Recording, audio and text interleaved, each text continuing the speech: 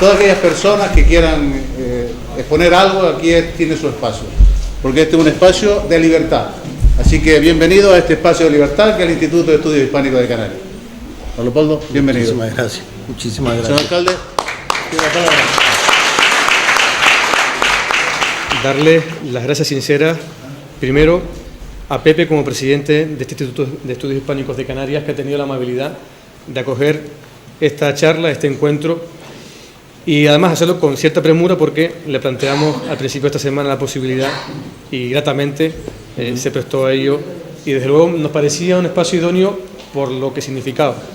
El instituto que lleva décadas poniendo en valor la importancia de las relaciones entre los pueblos hispanohablantes, que se mantenga siempre ese vínculo común que va más allá de la lengua, que trasciende a lo cultural y al hecho político también, por supuesto, se mantenga vivo. Era para nosotros importante que esta charla se pudiera realizar aquí. Y además también porque, como bien ha dicho Pepe, ha sido, es y seguirá siendo siempre un espacio de libertad.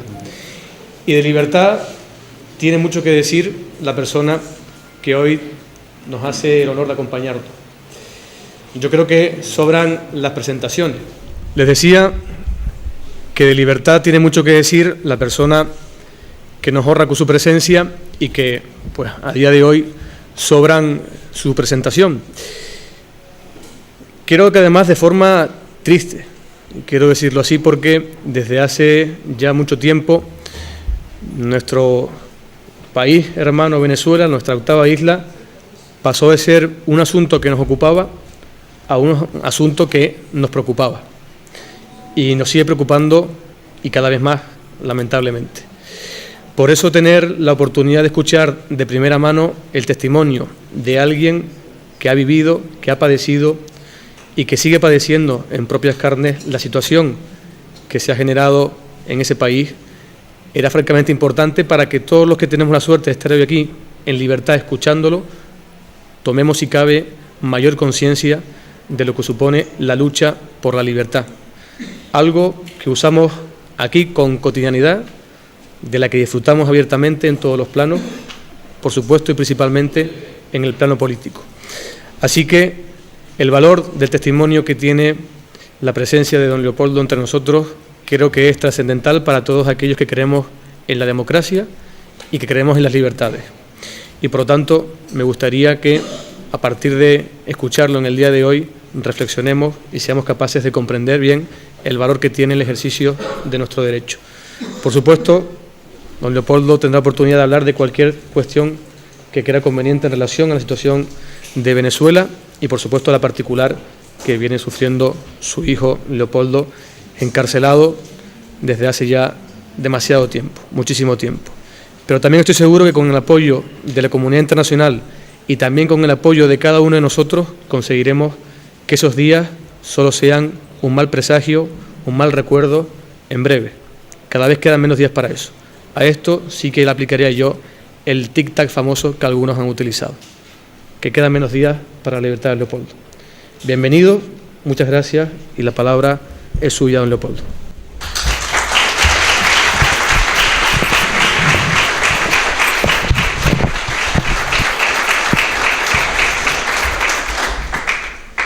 Bueno, 1.000.000 de gracias. No sé, se oye bien, supongo. Gracias por la calurosa bienvenida que me han dado hoy. La verdad es que llena de recuerdos.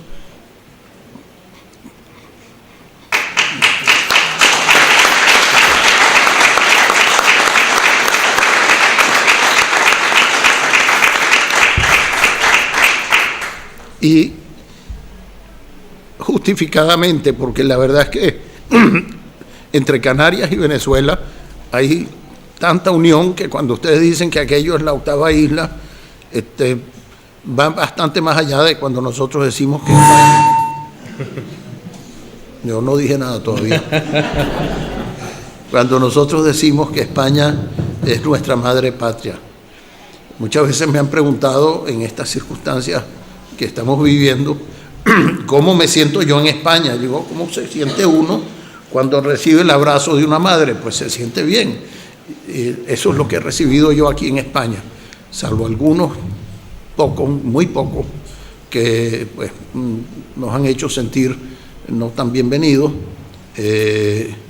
pero yo siempre les he contestado que con igual cariño los recibiría yo en Venezuela, es decir, que si ellos no me dan cariño aquí, yo tampoco se los daría allá. Pero esos son pocos, muy pocos. La verdad es que el venir a España en circunstancias como las que yo estoy viviendo hoy, yo no puedo regresar a mi país por pertenecer a un consejo editorial de un diario que seguramente ustedes conocieron en el pasado, porque es uno de los diarios más viejos de Venezuela, y ciertamente, probablemente, desde el punto de vista político, el más beligerante, el más prestigioso, que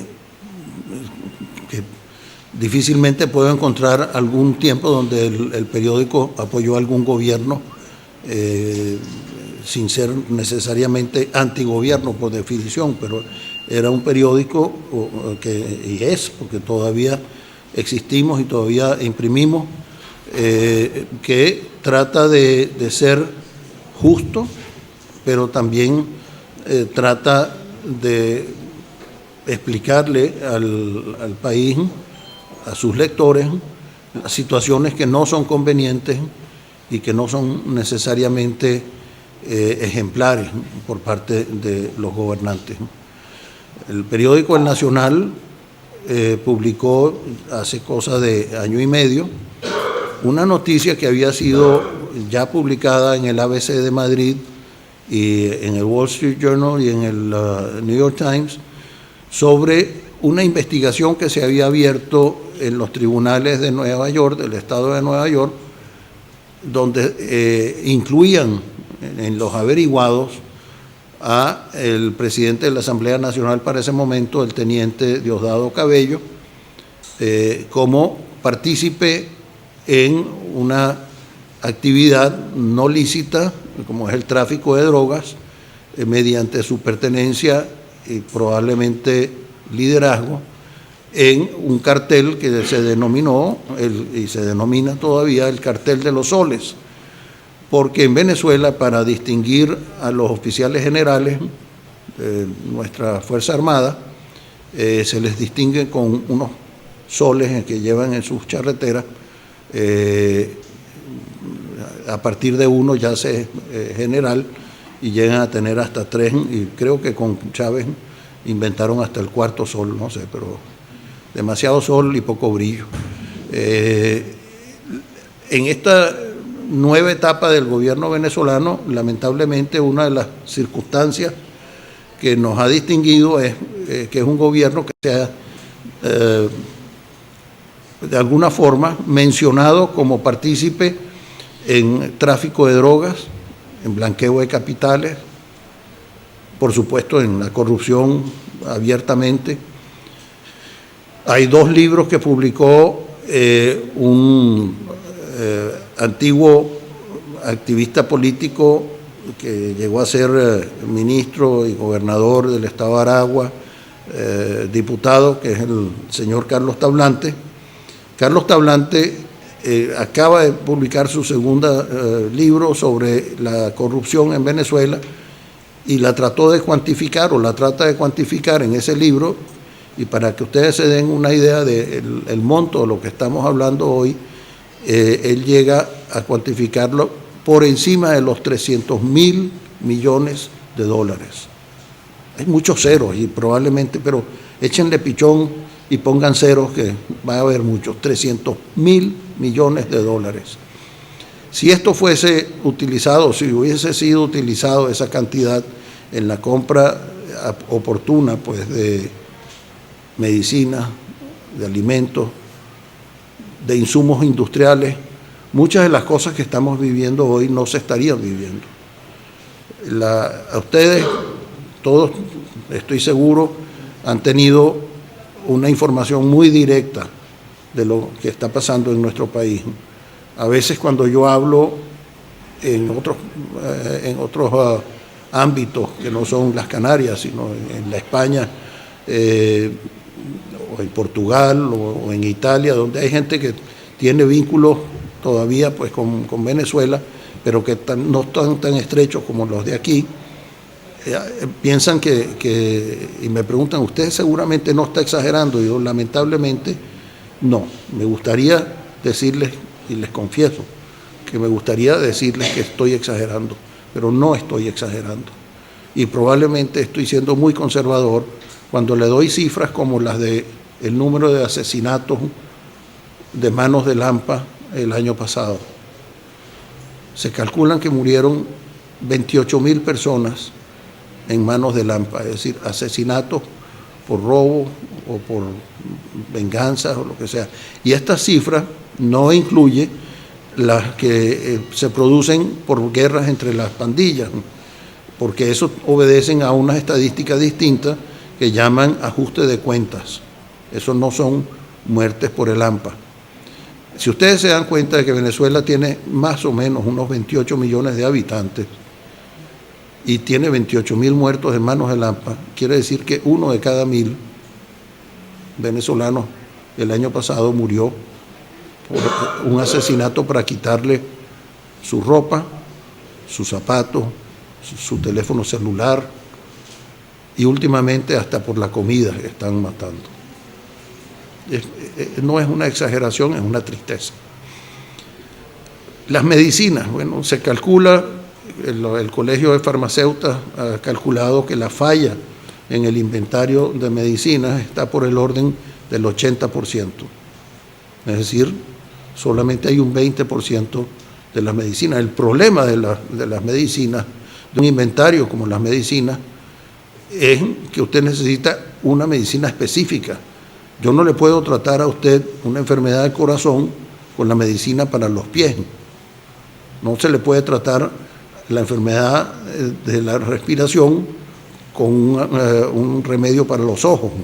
Es decir, cada cosa tiene. Entonces, cuando se tiene una falla del 80% de los inventarios, se puede decir que no hay nada de nada, porque como me sorprendió a mí la última vez y eso hace más de un año, puesto que yo tengo más de un año fuera del país, cuando estaba haciendo mi examen con mi internista, porque sufro de hipertensión, le pregunté cómo estaba la situación en uno de los hospitales privados de mayor prestigio y lógicamente de mayores recursos en la ciudad, aquellos que la conocen, el Hospital de Clínicas Caracas. Y le dije, mira, tengo entendido que hay fallas en algunos elementos, pues como los bypasses, como las cañas que se le ponen para hacer la ampliación de las arterias cuando se tiene esos problemas. Y bueno, sí, bueno, está en lo cierto que en la clínica en este momento tenemos solamente unas 4 o 5. Y dice, pero entonces quiere decir que hay 4 o 5 afortunados. Y digo, no, porque cada una de ellas obedece a una medida específica. Y si el que llega con una medida distinta a la de esos 5 que tenemos, pues es igual que no la tuviéramos. Entonces hay que darse cuenta que cuando hay una falla en los elementos fundamentales de la medicina, pues se está fallando pero muy probablemente en todos los tratamientos. Cuando no se tienen gasas, cuando no se tienen suturas, cuando no se tienen reactivos, ¿qué sirve que tengas un reactivo en una clínica, pero en la otra no tienes sutura? Bueno, es una situación que hay que manejar en tiempos de guerra, pues con una logística crítica, y en tiempos de paz, donde lo único que reina es la anarquía, pues es prácticamente imposible manejar esto. Con lo cual estamos produciendo noticias como la que me llegó la semana antepasada, que se habían muerto más de 100 neonatos por falta de incubadoras apropiadas, porque además está fallando la electricidad en prácticamente el 70% del territorio nacional, y las incubadoras no produjeron en esos días el calor necesario para mantener a estos recién nacidos. Por otro lado, no hay las fórmulas infantiles para los bebés, con lo cual pues, también se produjeron pérdidas de neonatos por no tener la alimentación adecuada. Y así podemos, pero no quiero extenderme en algo que ya ustedes, con cada uno con su imaginación, puede ir llevando el tema de la escasez de los elementos más especiales en la medicina, y van a encontrar que es una lamentable realidad en Venezuela. La de los alimentos es lo mismo. Es lamentable que esta semana pasada cerró la producción en la Coca-Cola. En Venezuela se toma muchísima, ustedes lo saben, el calor, se toman los refrescos pues como aquí tomamos probablemente el vino, el agua mineral. La Coca-Cola dejó de producir porque no tenía un elemento fundamental, que es el azúcar. Sin azúcar no se puede hacer bebidas gaseosas, y tampoco tenían latas. Casualmente me encontré con la viuda del señor Domínguez, que es una de las plantas mayores de producción de envases metálicos, y me decía que de las 3 plantas que tienen allá en Venezuela, 2 están paradas porque no hay hojalata para hacer los envases. Con lo cual, en la parada de la producción de cerveza de Polar también tenía justificativos, no solamente en que no tenían la cebada, sino que tampoco tenían cómo envasarla. Las sardinas, que todavía el mar no puede producir, lamentablemente si las sacan no las pueden comercializar porque no hay donde envasarlas. Es decir, hay todo un ciclo muy perverso, donde no hay eslabones que nos unan para buscar soluciones. Todo lo contrario, cada vez que buscamos alguna visión de posibilidades de solución, se rompen los eslabones. Ahora, viniendo en el carro, estaba hablando con mi oficina en Caracas, y me decía mi secretaria, que tiene muchos años conmigo afortunadamente, que lo último que le había indignado es que ayer salió publicada una nueva Gaceta Oficial donde se le va a permitir, algo inaudito para nosotros, al presidente de la República tener más de una nacionalidad. Hasta ahora, y todos lo sabíamos, había que, para ser presidente de Venezuela, había que ser venezolano, única nacionalidad, pero además haber nacido en Venezuela. O sea, eso había quedado en la Constitución, independientemente que fuese justo o no, pero nunca habíamos permitido más de una nacionalidad. Otros países lo permiten. Yo no estoy discutiendo aquí si es o no justo la medida. Lo que llama la atención es que durante años se ha discutido sobre el conocimiento, pero el escondido del dato de la noble nacionalidad del señor Maduro, porque es hijo de colombianos y probablemente nacido en Cúcuta, pero con una partida de nacimiento que se ha extraviado curiosamente y que no ha podido salir a la luz. Ahora, con esta nueva resolución, muy probablemente por fin conoceremos dónde, cuándo nació el señor Maduro y de quién es hijo. Es un hijo de su madre, ¿no? Eso lo sabemos, por supuesto. Eso no lo habíamos puesto en duda. Lo otro, y tal vez que ustedes pues quisieran oír un poco de esto, es en el ámbito político que está pasando. Sé que en España les cuesta mucho entender que se han ganado unas elecciones parlamentarias y que no se tiene el control de la victoria. Bueno, tengo que empezar por explicar que el sistema venezolano, engendrado pues en las ideas de la Revolución Francesa, separó los poderes y llegó al extremo de que lo tradicional en el mundo occidental es que se tienen 3 poderes que se chequean unos a otros: el poder legislativo, el poder judicial y el Poder Ejecutivo. Cada uno autónomo, cada uno con autoridades muy específicas, pero que uno y otro se llegan a chequear, se llegan a balancear, se llegan a vigilar. En Venezuela, además de esos tres poderes tradicionales, en la última reforma constitucional se crearon dos poderes adicionales, curiosamente. El poder electoral, que es el Consejo Nacional Electoral, con la misma categoría de un poder independiente, y el poder moral. Ustedes dirán, bueno, ¿qué es un poder moral? Bueno, es un poder que supuestamente vigila el comportamiento, los tradicionales que vigilan el comportamiento de las cuentas, porque la moral, yo diría que es complicado vigilarla, ¿no? Esto ha sido complicado hasta para la iglesia que trabaja pues con agentes celestiales. Imagínense los que tenemos que trabajar con los agentes terrenales, qué carrizo podemos hacer nosotros para controlar la moral. Pues nosotros creamos un poder moral donde evidentemente está presente la Contraloría de la Nación, la Fiscalía y la Procuraduría de la Nación.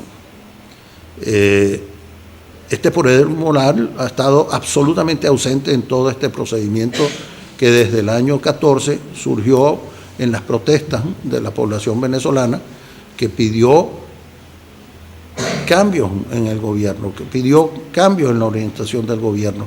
Se veía venir la tragedia que estamos viviendo, ya la estábamos sintiendo en muchas circunstancias, y al pedir estos cambios, pues el gobierno reaccionó de una forma muy represiva y llevó a la cárcel más o menos a unas 3.000 personas, es decir, por vía de detención. De estos 3.000 personas quedan aún presos, gracias, cerca de 100 y puestos en libertad el resto, pero no todos en total libertad, porque cuando se le da libertad condicional a alguien, un ejemplo, los 4 jóvenes que fueron los acompañantes en el juicio contra mi hijo Leopoldo, que luego les explicaré un poquito de esto, están en libertad porque están cumpliendo su condena en su casa. Sin embargo, no tienen libertad para viajar. Ellos tienen que pedir permiso para moverse en Venezuela y hacia el exterior. No tienen libertad para expresarse públicamente, lo tienen prohibido. Y bueno, y tienen el karma de que tiene una condena encima, y cuando tú vas a pedir, y ustedes lo conocen muy bien, una visa para un país extranjero, usualmente hacen el chequeo de antecedentes penales, y al aparecer pues un antecedente que estás rindiendo pues una condena, lo más probable es que te nieguen la visa. Sería muy raro que no te negasen la visa. Les decía que les iba a explicar un poco lo de la situación particular de mi hijo Leopoldo. Bueno, esa comenzó también en el 12 de febrero, en realidad comenzó el 23 de enero del 2014, cuando en una manifestación importante que se hizo en la Plaza Venezuela para protestar pues ya lo que comenzaba a ser una economía desbaratada, con una inflación que el año pasado llegó a superar el 200%, algunos dicen 300%, no tenemos cifras oficiales sobre el tema. Lo cierto es que el Fondo Monetario Internacional, con las pocas cifras que ha podido conseguir, perdone, no me oyen. Esas cifras, el Fondo Monetario ha estimado que este año, el año 16 que está en curso, vamos a superar el 700% de inflación. Ustedes no se pueden imaginar, lo voy a decir, aunque a muchos de ustedes no les va a decir nada, pero como saludé a alguien que tenía 2 semanas aquí y que piensa volver otra vez a Venezuela, allá afuera, sí, no, de Portuguesa, no se me olvida. Portuguesa es un estado de Venezuela, no de la Portuguesa. Él debe ser de una canaria, no de una portuguesa. El kilo de queso blanco, queso para rallar, está en 5.000 bolívares. El kilo de carne,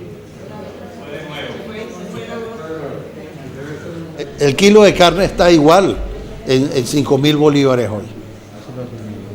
Si ustedes se imaginan, es difícil imaginárselo cuando no hay una referencia de lo que es un bolívar ni un dólar, pero se lo voy a decir en términos de lo que son los salarios mínimos. Un salario mínimo en Venezuela hoy son 15.000 bolívares, poco más menos.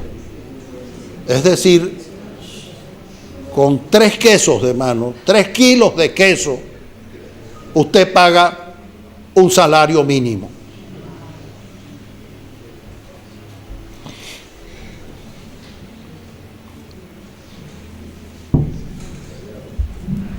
Yo no le voy a decir lo que cuesta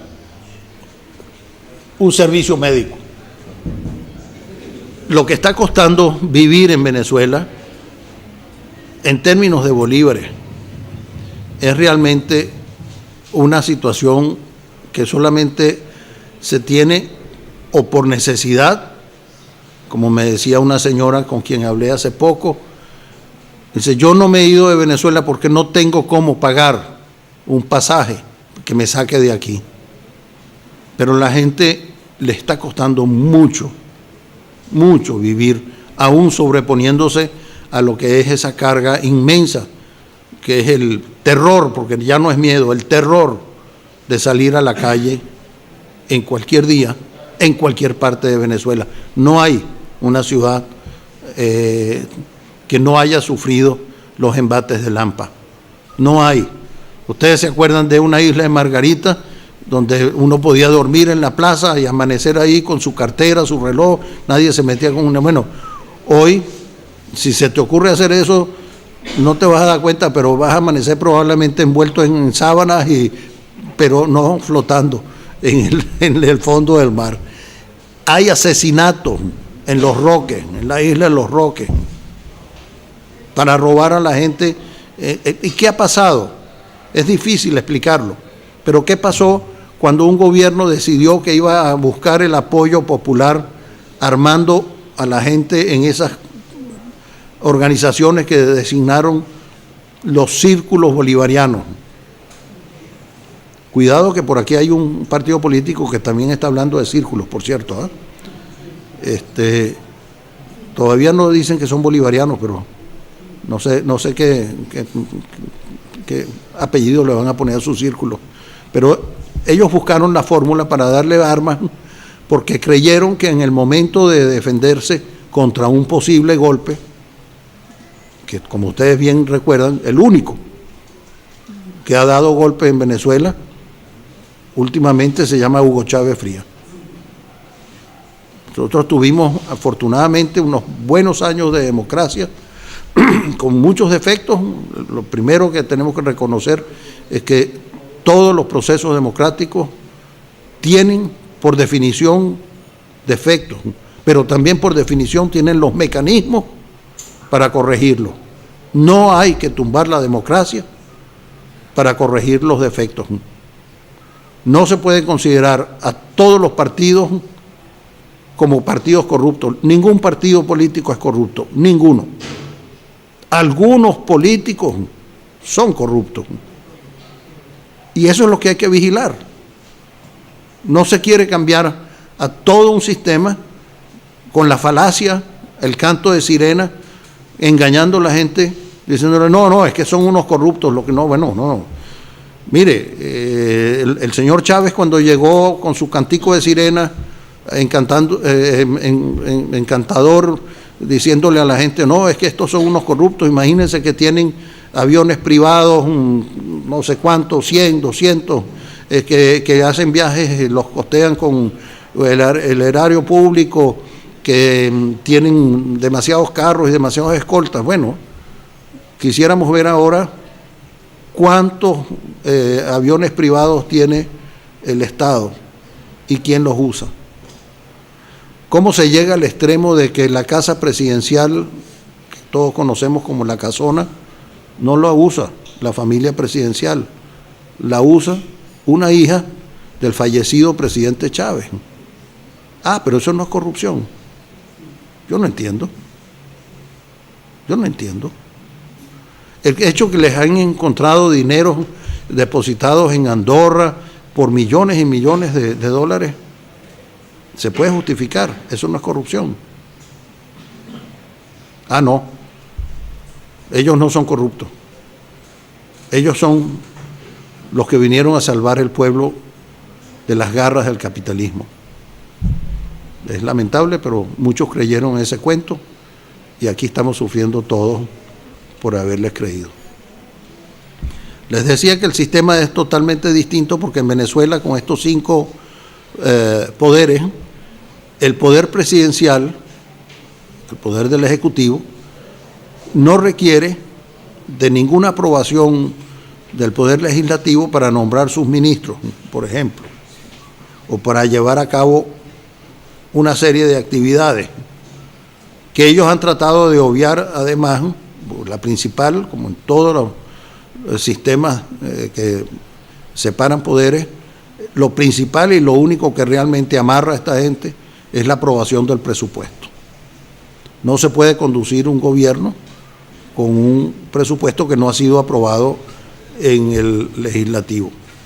Bueno, la situación en Venezuela la solucionaron, o la buscaron una solución relativa, creando una situación de excepción, un estado de emergencia.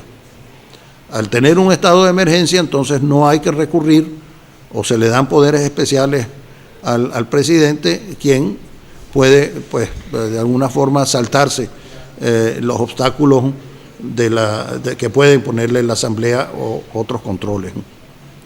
Nosotros en este momento tenemos una situación muy difícil, donde yo la considero, y lo he dicho públicamente y no me arrepiento de decirlo así, estamos viviendo un golpe. El señor Maduro le ha dado un golpe a la Constitución y al gobierno constitucional de Venezuela. Al tú ignorar lo que se dice en la Constitución respecto a los poderes, a las atribuciones de los poderes, como lo ha hecho el señor Maduro, lo único que ha hecho es dar un golpe. Muchos me preguntan, bueno, ¿y los militares? Bueno, hasta ahora los militares, lamentablemente, pues están un tanto adormecidos y se les olvidó que cuando ellos se juramentaron como oficiales de nuestra Fuerza Armada, lo hacían para defender la Constitución, los derechos y deberes que la Constitución prevé para todos y cada uno de los ciudadanos. Creo que algún general puede que se despierte después, y me reía antes con un conciudadano porque en Venezuela, cuando se le hace magia a las personas para adormecerlas, nosotros decimos, se les echa un polvito. En Venezuela creo que les echaron un polvito a los militares. Pero ustedes saben de lo que estoy hablando. Lamentablemente hoy tenemos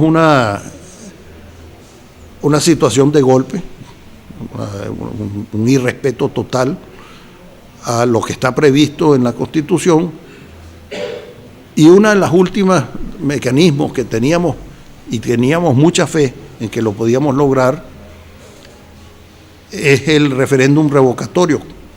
Esto es una innovación, algo que se puso en la Constitución, la última reforma constitucional, donde se puede revocar el mandato de los oficiales electos, los ejecutivos electos, no solamente el presidente, con unos mecanismos de números, etcétera, pero sobre todo con una característica, que si se hace el referéndum, si se celebra el referéndum y se logran los números apropiados, que normalmente tienen que ver con un voto más de los obtenidos para su mandato,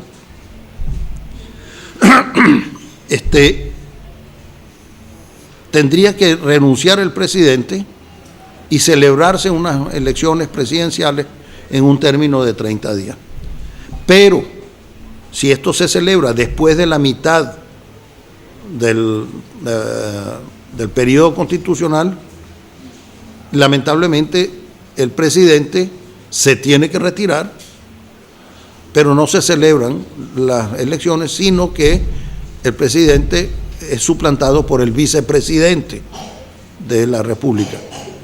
Hay que recordar que en Venezuela el vicepresidente no es un cargo electoral, es un cargo de libre remoción y designación por el presidente de la República. ¿Qué creen ustedes que está pasando hoy? Se le está dando toda la dilación posible para llegar a diciembre sin celebrar el referéndum revocatorio, porque ya todo el mundo está convencido, hasta el propio Maduro, de que lo perdería. Y entonces, si se hace después de diciembre, es muy fácil que él designe a quien quiera, que no voy a mencionarlo, pero a quien quiera, y que continúe en el poder los mismos traidores de la democracia que tenemos hoy. Es una situación que llama a reflexión, y ustedes me dirán cuál es la salida. Bueno, si alguno tiene una buena idea que no implique la sangre corriendo por las calles, que me lo diga, pero no la veo. No la veo porque lamentablemente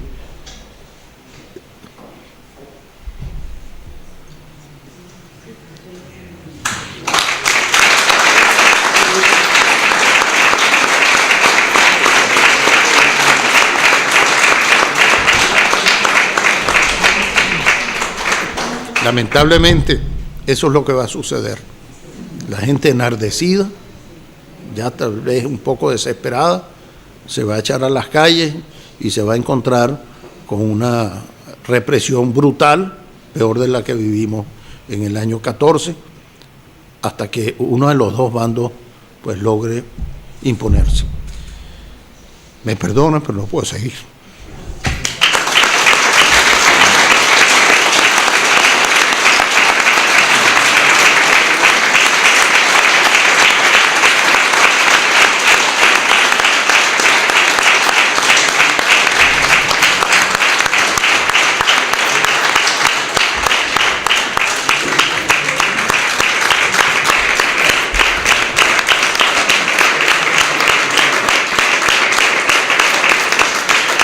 Le agradecemos sobremanera el esfuerzo porque entendemos perfectamente que es muy complicado dar testimonio de lo que sucede ahí sin emocionarse como él se ha emocionado.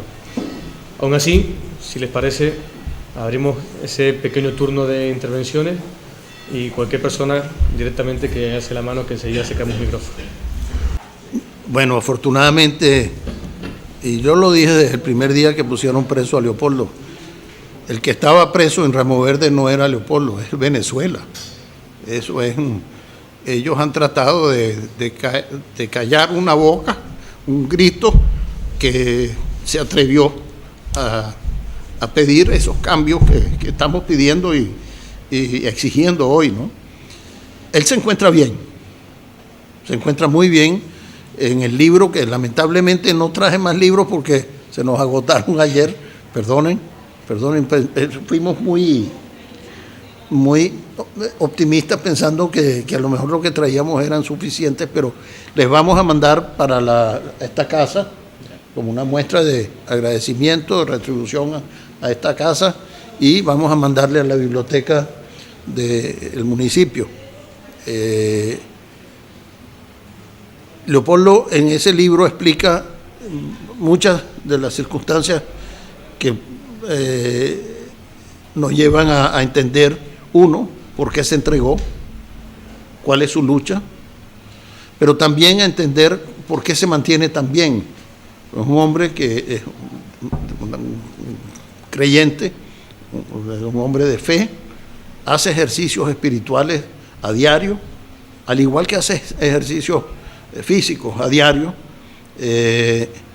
tiene un buen carácter y desde el primer día y me lo dijo a mí, me dice, la cárcel puede hacer o un peor hombre de mí o un mejor hombre de mí. Yo voy a escoger ser un mejor hombre, aprovechando el tiempo, estudiando, y lo hizo, y me voy a hacer la idea de que estoy estudiando un doctorado, estoy haciendo un doctorado. Se hizo un horario de lectura y tenía una buena biblioteca en su celda, hasta que los militares se dieron cuenta que esto era parte de su fortaleza y le quitaron sus libros, dejándole solamente la Biblia y un libro. Y cada vez que le llevábamos un libro, él tenía que entregar el que él tenía para llevar uno nuevo. Bueno, eso no ha cambiado mucho, excepto que, para sorpresa de ellos, se buscó un respaldo en las leyes y el director de la prisión está obligado a darle todas las facilidades a todos los prisioneros que quieran estudiar. Leopoldo se inscribió y fue aceptado en un diplomado en el instituto, en la Fundación Don Rómulo Betancourt, y está haciendo un diplomado en Historia Política de Venezuela. Esos libros obligatoriamente se los tienen que dejar entrar, y los cuadernos de trabajo también. Así que dentro de lo injusto y mal que puede tener cualquier prisionero que injustamente esté preso, aunque sea por horas, Leopoldo está bien. Gracias. Ustedes no lo van a creer, pero hace relativamente poco, es decir, menos de un mes, un joven periodista venezolano que ahora reside en España, sus padres españoles, hizo un trabajo muy serio sobre la santería y el señor Chávez. El libro, no sé cómo conseguirlo en España, por lo tanto no doy esas indicaciones. El libro es interesantísimo. Se llama Los Brujos de Chávez. Y cuenta este joven, cuando él fue se llama David Placer, por cierto, Placer, que cuando fue a hacer un trabajo de investigación X en Miraflores, en el Palacio Presidencial venezolano, en una de las entrevistas salió a relucir el tema de la santería. Y él dijo, esto no puede ser, que es serio. A la persona que le había concedido la entrevista, dijo, pero es serio, santería. Aquí se hacen sesiones de santería en Miraflores. Viendo a esta persona que el otro no creía, le dijo, ¿tú quieres ver el salón donde hacemos yo no sé cómo se llaman, los sacrificios, los oficios? Y lo llevó, y en una de las salas que anteriormente pues se usaron para mejores usos, había, y él los fotografió y está en el libro, un cocodrilo, un caimán embalsamado, unos rabos de algunos animales, ollas, velas, velones, un ancla de un buque, unos cuadros de María Leonza y cosas similares. Y bueno, a raíz de eso, joven decide, bueno, voy a investigar a ver esto, y hace un trabajo de unas 60 entrevistas que incluyen una entrevista a la hermana o a la amante de Hugo Chávez, una amante que tuvo por más de 10 años antes de que diera el golpe y todas estas cosas y tal, cuya hermana era bruja.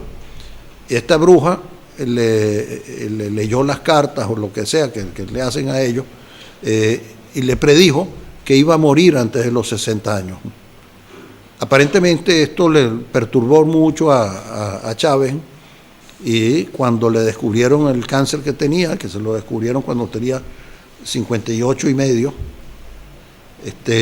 ya se vio involucrado en el torbellino de las predicciones, y de ahí en adelante pues las locuras fueron muchísimo más profundas y más locas de lo que habían sido hasta ese momento. Hay, a lo mejor ustedes no lo recuerdan, pero los que viven o vivieron en Venezuela, Chávez decidió que él había encarnado, o en él se había encarnado, un personaje que por alguna razón él se atribuye a sus antepasados, que es el Maíz Santa. Eso es típico de estos señores santeros.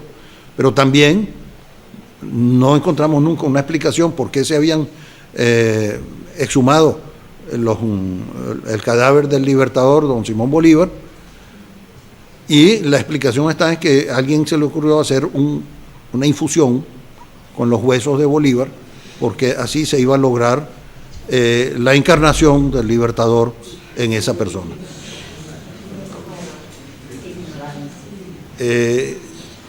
Yo no sé si llamarlo ignorancia, porque las creencias siempre son productos de no entender. La evolución del hombre es que a medida que entendemos los fenómenos, esos dejan de ser sobrenaturales y entendemos el por qué suceden las cosas. La ignorancia, si yo todavía no entiendo muchas de las cosas que suceden en el universo, pero no necesariamente me llevan a creer que tomándome los huesos de alguien me logre incorporar. Lo triste es que en ese libro se relata que él convence a sus compañeros de golpe en la prisión de Yare de que él es el escogido, porque hace una sesión donde supuestamente en él se incorpora el genio de Maíz Santa, y Maíz Santa recomienda que el candidato debe ser Hugo Chávez, y los demás, que eran también gente con la educación por lo menos de haber ido a una academia militar, sabían leer y escribir, sabían que el día tiene 24 horas, que el año tiene 12 meses, etcétera, etcétera. Pues ellos lo apoyaron y lo creyeron, y eso está en ese libro. Sobre la religión, bueno, el señor Chávez siempre fue un gran irrespetuoso de la religión, nuestra religión, pero leyendo este libro uno puede interpretar el por qué ese irrespeto existía. Cuando usted llama a un sacerdote, que no es otra cosa sino un diablo con sotana, pues creo que no era necesario llegar a ese lenguaje para comunicarse con la iglesia. En fin, y no ha mejorado, esta situación no ha mejorado. El señor Maduro tampoco respeta a la iglesia. No sé si le contesto la pregunta con lo que le dije. Bueno, yo creo que nosotros tenemos que resolver nuestros problemas nosotros, no deberíamos de estar aspirando a una intervención internacional, salvo para exigir el cumplimiento de los tratados internacionales. Bueno, hay dos cosas que quisiera anotarle.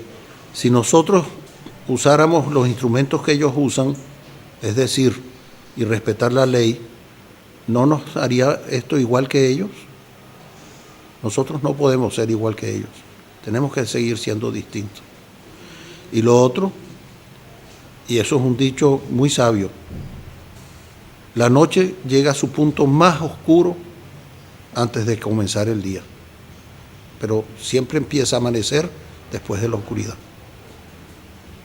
Esa pregunta es muy difícil y además espero que ninguno se sienta con que un extranjero pueda venir a opinar sobre su tierra, pero lo hago por cariño. Lo primero, que esa solución no se compra en botica. No sé si, ¿sabe lo que es una botica aquí? Sí. Esa solución no se compra en botica, es decir, no es fácil. Y estamos llegando a ese punto por lo que se ha hecho en el pasado, no por lo que se puede hacer ahora en el presente. Me refiero a una cosa, los españoles están sufriendo una enfermedad tremenda, pero tremenda, que es la endofobia, el sentirse mal con ser español, el no reconocer que España es España y que todos ustedes tienen mucho que agradecerle a España. Que la España que yo conocí en 1960 era una España pobre, sin infraestructura, con muchos aspectos terribles como podía ser la medicina de esa época. Y hoy España es envidia, puede ser envidia del primer mundo. Lo puedo decir con bastante propiedad porque yo tengo una de mis hijas y muchos nietos en los Estados Unidos y tengo negocios en Estados Unidos, y el servicio de salud que tiene España no lo tiene Estados Unidos. ¿Cómo tratan a los señores de la edad mía aquí en España? Quisieran otros países tenerlo. La infraestructura, las carreteras, la seguridad. Pero ¿qué le pasa a los españoles que no reconocen esto? Que no se pueden dar un abrazo como hermanos y decir, hemos logrado mucho, en lugar de criticarnos. ¿Cómo se puede tener a una persona inteligente que pueda decir, y lo oí yo, y es una persona que yo además admiro, un buen líder político que dijo, es que hay unos que somos más catalanes que españoles, otros que somos más españoles que catalanes, y yo soy igual de catalán que de español. No, señor, no, ustedes son españoles, y después vendrá todo lo demás. Y si no aceptan eso con orgullo, si no cantan el himno o tararean el himno con orgullo, si no se les ocurre alguna vez pasarle por la cabeza, chiflarle la bandera de su país y no considerar eso un irrespeto, mire, no tienen futuro, no tienen futuro, y no importa quién les está amenazando. Tienen que volver a ser orgullosos de su país, que además tienen toda la razón para hacerlo.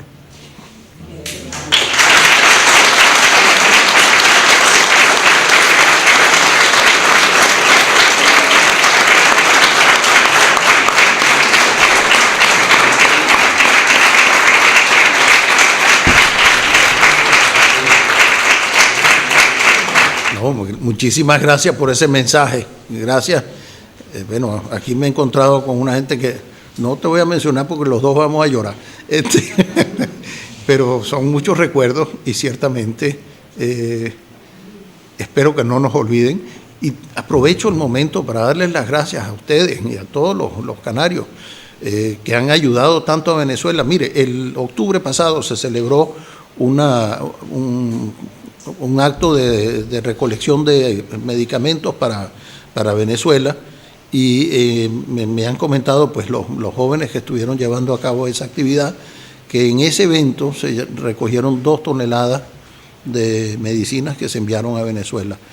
En Madrid estuve con un muchacho venezolano que tiene una organización pues para enviar medicinas desde España a Venezuela, que curiosamente el gobierno, en lugar de auspiciarla y ayudarla, lo que ha hecho es ponerle trabas y obstáculos a esta recolección y distribución de medicamentos. Y que el propio embajador de Venezuela, cuando vino aquí a las Canarias, insultó y les dijo a los jóvenes que estaban recogiendo medicinas que eran un fraude, que lo que estaban haciendo eran revendiendo medicinas en nuestro país, cosa que es absolutamente incierta. Pero aprovecho la ocasión para darle las gracias a todos ustedes, todos los que no se han olvidado, y a muchos que ni siquiera conocieron a Venezuela, pero que nos están dando esas medicinas. Muchísimas gracias.